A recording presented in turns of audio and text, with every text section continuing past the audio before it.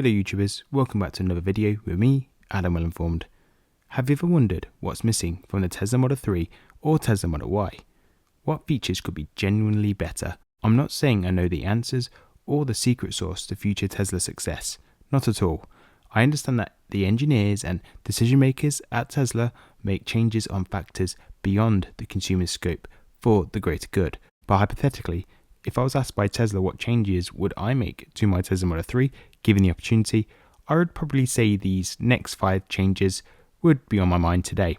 And the reason I say these are my 5 reasons on my mind today is simply because everyone's needs and requirements are so vastly different, and I think it would be easier to say add better range and add a better motor or faster charging. These are all standard requests amongst owners or buyers of what they'd like to see, so there's literally no point in me being a echo chamber and just covering them points in today's video. However, if you are interested, I did detail some of the rumoured battery packs for the 2023 Tesla Model Y in the video above. But outside that list of high demand changes that pretty much everyone agrees on, what are the changes Tesla could make? We know Tesla have a persistent itch to make changes, should we say, and so they make changes to their vehicles literally all the time. These are not all publicised either. Some of them changes they made over the years were in high demand, and some of the changes, not so much. And I mean, these changes can happen over just a couple of months via hardware and software, but they do tend to make an even bigger shift of change, typically occurring in the final quarter of each year, and hopefully you can see where I'm going with this. So in addition to my 5 requests, what is the latest Tesla news and speculations around the 2023 variants of the Tesla Model 3 and the Tesla Model Y? For example, I'll talk about the latest reported change for those due to collect their Tesla in Q4 of 2022. I think I can say with complete honesty, no one asked for this change to be made, but whether that's a good or a bad decision, well, we'll discuss and then time will tell.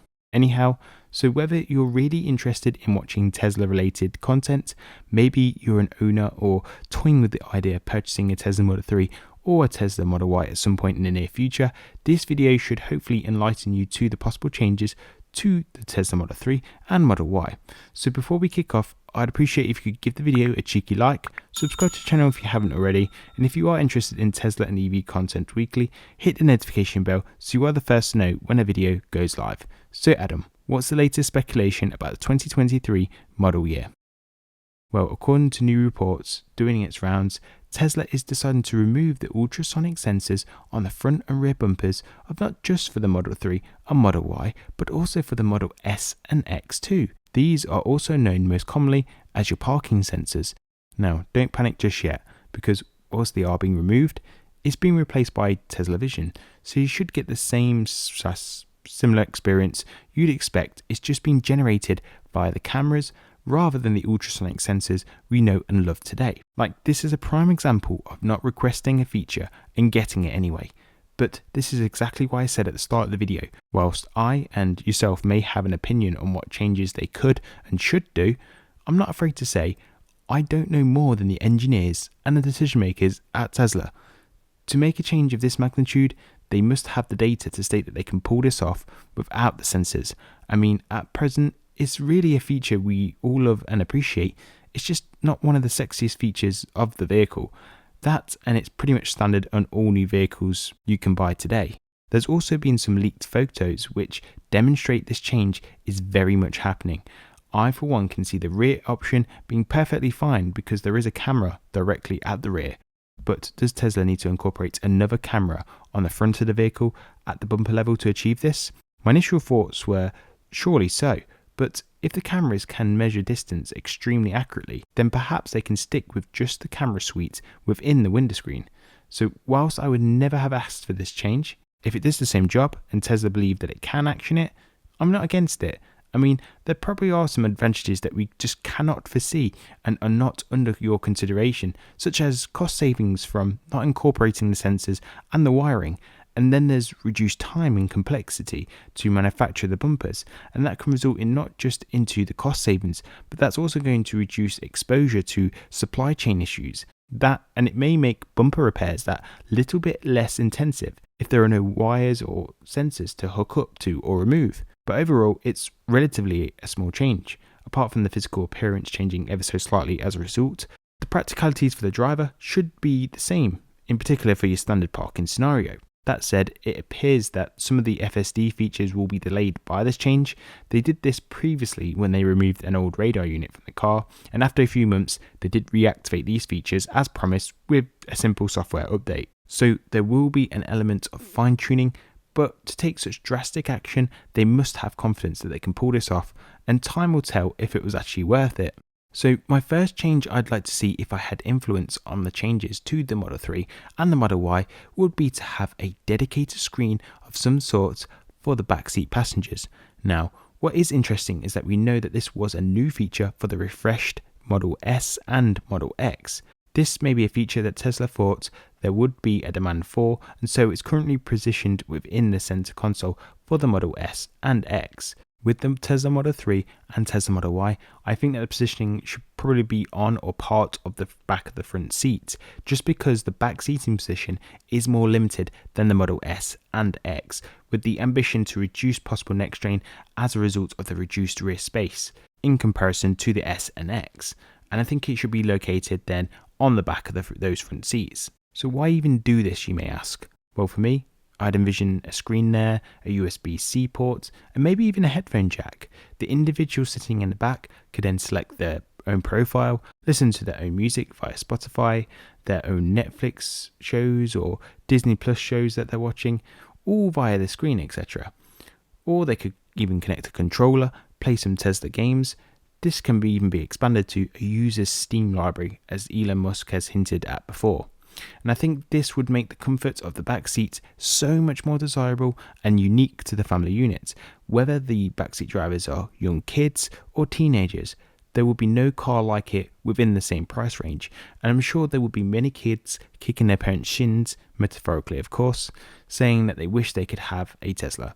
And this vision extends to Elon Musk's and Tesla's whole robotaxi vision too, as any backseat passengers can then watch their own entertainment, alter their own heated seats, etc., all via their own personal screen. So there would be many pros to this inclusion for present and future use. Best is probably some peace and quiet on the family road trips for sure. The second feature I'd really love to see make it to the Tesla Model Y and Model 3 would be to have thigh support, a massage lumbar feature, and ventilated seats. I know the ventilated seats are another Model S and X feature, and whether they remain a Model S and X exclusive remains to be seen. I do understand that there has to be features that the 3 and Y don't have access to, because the S and X have to be that little bit extra premium or luxury, should we say. But the reason I'd want the feature is because in the winter my back is the perfect temperature, especially with the new auto climate feature that they did as an over-the-air update. But in the summer, during those long road trips, my back sweats, and I mean, I can't be the only one that gets like that, and so it would be a really convenient feature if there was a ventilated seat. And to have the pleasure of a massage seat to maybe ease the pain of a stressful journey, that's going to be a big win. If we're being really creative, maybe we could have a program where you could actually program your own massage patterns via some software, and similar to how the lighting show works now. And Tesla could also have it as a voice activated feature too, so for example, if the car then detects road rage from the driver, it would then turn on automatically, maybe even activated directly from the driver cursing or something like that. So seriously, asking for a friend/wife, if anyone from Tesla does follow through with this idea, could you call it Laura mode? In addition to this, I'd also like the inclusion of the extendable thigh support that you get with most German brands today. And I believe the Polestar 2 had this when I had it in our possession. It's just another small convenience feature, but it's these small incremental features that add up to the overall experience. The third feature is really for you and not for me at all. Why is that, you may say? Well, I see it frequently in the forums, and I see it in the Tesla Facebook groups and over Twitter for that matter, but the inclusion of Apple Carplay or Android Auto in some format, personally, I just don't see the attraction of the system, especially when the Tesla system is by far the best native in-car entertainment system. Where there is a conventional manufacturer's system that isn't so featureful and has sluggish performance, that's where I can see the added benefit of CarPlay. There may be the odd feature like using Waze or something for traffic cameras that you really crave, so maybe a better experience is for Tesla to actually offer Waze as a direct alternative, or even just incorporate speed camera notifications natively now. For me, that would be a way more appropriate solution to the problem, but maybe I'm missing a trick here with Apple CarPlay, So if you want Apple CarPlay for a reason that I'm just not obviously aware of, do let me know why that is in the comment section below, because I am really interested to understand why it is in such high demand. That said, I am a fan of Apple Music over Spotify, so I would like that option added as a native alternative to Spotify, but naturally I think I'm probably going to be an outsider on that opinion. So anyhow, the fourth feature I think is something we can definitely all agree on. Tesla should upgrade the Wi-Fi equipment and introduce 5G in the near future for sure. For example, all that stands in the way of my router is literally this brick wall, and I still only had 3 bars of Wi-Fi, even just being a few feet apart. And I know I'm lucky to get a decent signal, while some others are not so lucky despite being relatively close to the house. Therefore, another small change, but the real beneficial feature has to be the 5G internet, and this is going to help the users today whilst in park and watching their shows on Disney Plus or Netflix. If they did go ahead and install backseat screens, then we'd probably see the need for 5G internet to just help uplift the download speeds for a more consistent experience. But looking ahead, good internet speeds will be crucial for gaming on the move in a robotaxi environment. 5G is maybe 2 or 3 years old now in the UK in particular. The infrastructure is growing, and so it can only benefit the user experience if these speeds can be utilised. And so the fifth and final upgrade that I'd love to see on the Tesla Model 3 and Model Y is an electronically operated Frunk.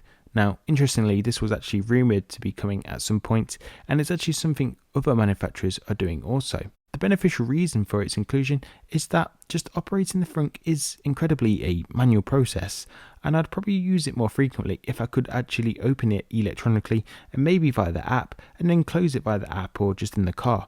The Frunk is such a small and convenient space. I think it's a space that could be used more frequently if the experience was more automated. In particular, if you've just got one bag of shopping, that's when I'd find it would be more useful. And this whole automated process, they already did the same with the boot of the Model 3. That was a very manual process at the start, and it wasn't until the 2021 refresh that they did incorporate an automated boot for the Model 3. And therefore, it's something that they could definitely do in the future, and if this article was right, maybe it's just around the corner sometime. So to conclude, these are my 5 features that I think should be incorporated by Tesla for the Model 3 and the Model Y at some point in the near future. I probably think Tesla have a master list of changes and ideas and upgrades all lined up and longer than my kids' Christmas lists, but it's just a factor of cost and supply, and ultimately, is it needed? The ideas are then probably prioritised in a similar fashion too. So therefore, whilst we do see changes to the vehicles by Tesla and ones that we haven't necessarily requested, such as the auto setting for the heated seats I mentioned earlier, it's a feature that you can appreciate once implemented. Plus, it's fair to say that they do listen to feedback on what accessories individuals are buying to enhance their own experience. A usage case for that statement is probably the whole dechroming experience. Instead of letting the individuals do it after the delivery, Tesla just made the exterior trims black as standard. Therefore, it's fair to say Tesla do listen, and when they do make changes, it's not all about convenience. As I mentioned earlier, reducing the exposure to supply chain constraints, reducing the overall cost to manufacture, and reducing the time to manufacture, and maybe reducing the repair time and process as a result of those 2 benefits. With that in mind, if the inclusion of Tesla Vision can effectively replace the ultrasonic sensors, is that not a win to the consumer? If it all works flawlessly, of course. Anyhow, please let me know what your thoughts were on this video in the comments section below. As a Tesla owner, what do you think to my suggested feature upgrades? If you are a prospective buyer, does not having ultrasonic parking sensors and relying on the cameras to do the same job make you uneasy? Let me know in the comment section below. Alternatively, if you're not sure what you want to comment and you want to let me know you got this far in the video, you can simply comment road rage mode and I'll give you a cheeky thumbs up for doing so. Anyhow, don't forget to subscribe, like the video, share it with anyone or a beneficial group that may find it useful. You folks have been great, and I'll see you in the next one. Ciao.